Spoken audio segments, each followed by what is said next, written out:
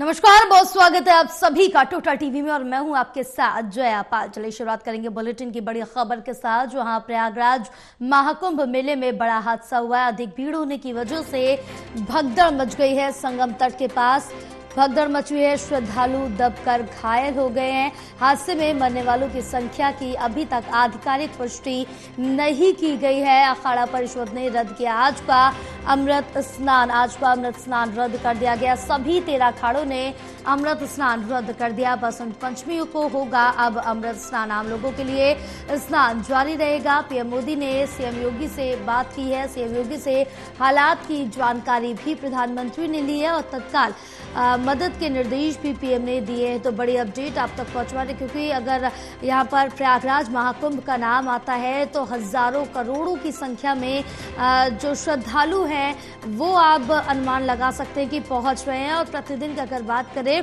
तो कई हजारों में श्रद्धालु यहाँ पर दर्शन कर रहे हैं और आस्था की डुबकी लगाते हुए नजर आ रहे हैं। उस बीच भी अगर इस समय की बात की जाए तो महाकुंभ में लगभग 8 से 10 करोड़ श्रद्धालु होने का अनुमान जताया जा रहा है।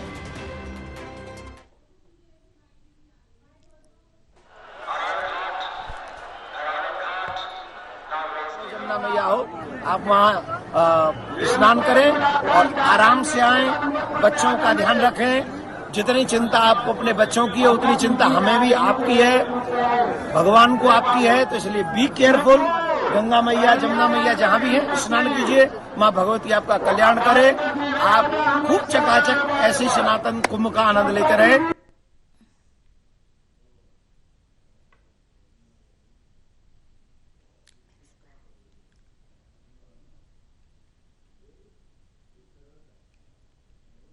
बोले तो मैं घर ले जाएंगे, बोले कि अस्पताल ले जाऊंगा, उसके बाद तुमको दोगे घर ले जाना। कितने लोग तक गए थे? लेकिन कुछ बच भी गए हैं, लेकिन मर गए हैं ज्यादा। क्या स्थिति हुई थी? कैसा हुआ? वही बता रहे हो कि भीड़ की वजह से इतना भीड़ हो गई कि भर तक मैं उधर से आए, आदमी उस पर गिर गए एकदम और ऊपर होकर खत्म हो गए। सर हम घर ले जाना चाहता हूँ अपने डेड बॉडी को। कहाँ ले आए अभी? यही लाए हैं। अभी कैसी स्थिति उनकी? ये एकदम खत्म हो गए। डॉक्टर बता दिए कि खत्म है।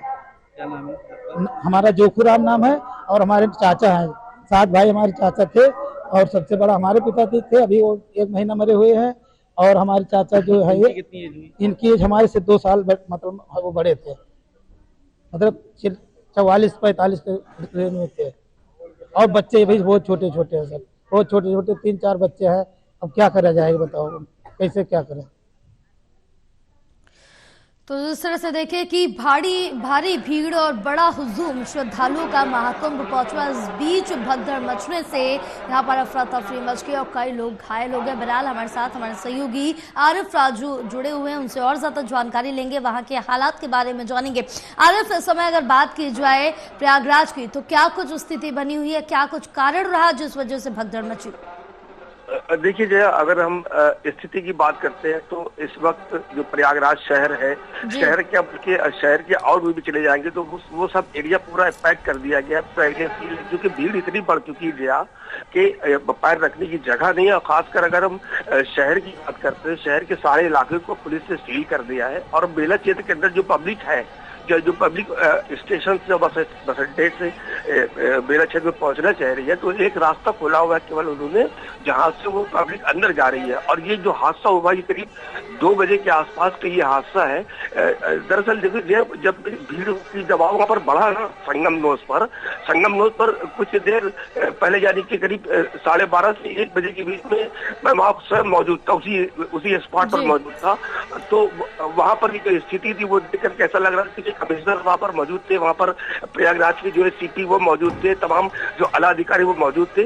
जो साइड की जो जगह थी वहाँ पर जो श्रद्धालु आए हुए थे उन्होंने वहाँ पर जमीन पर पन्नी और चादर डाल करके बिछौना बना लिया था। पूरे एक लंबा समूह दिख रहा था जो केवल सोने वालों की लाइन लगी थी दोनों तरफ। और बीच में इतनी जबरदस्त भीड़ थी कि चलने वालों को जो है एक दूसरे के सर से एक दूसरे के शरीर से टच होकर के चलना पड़ रहा था। हालांकि जो कमिश्नर थे वो लाउड से जो है वो अनाउंसमेंट कर रहे थे कि आप लोग संगम का स्नान जो है वो शुरू हो गया अमृतकाल और आप लोग जाकर स्नान कर सकते हैं। बावजूद इसके कि जो लोग लेटे हुए सो रहे थे वो लोग उठे नहीं थे। भीड़ की दबाव लगातार पड़ रहा था। और जब अचानक से बिल्कुल आरिफ आपके पास आएंगे जी। जय श्री राम।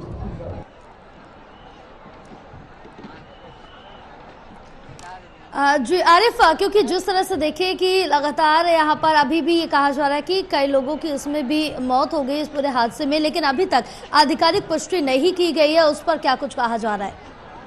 देखिए हादसा ये हादसा हुआ, दर्दनाक हादसा हुआ, तो उस पूरे इलाके को सील कर दिया गया। हालांकि जो प्रशासनिक अधिकारी यहाँ पर है वो किसी का फोन भी नहीं उठाया और ना ही कोई बात करने को तैयार है। ऐसे में जो उस एरिया के अंदर जो मीडिया के लोग हैं उनको जाने पर भी पाबंदी लगा दी गई। पूरे एरिया को बैरिकेडिंग कर दिया गया और सील कर दिया गया है।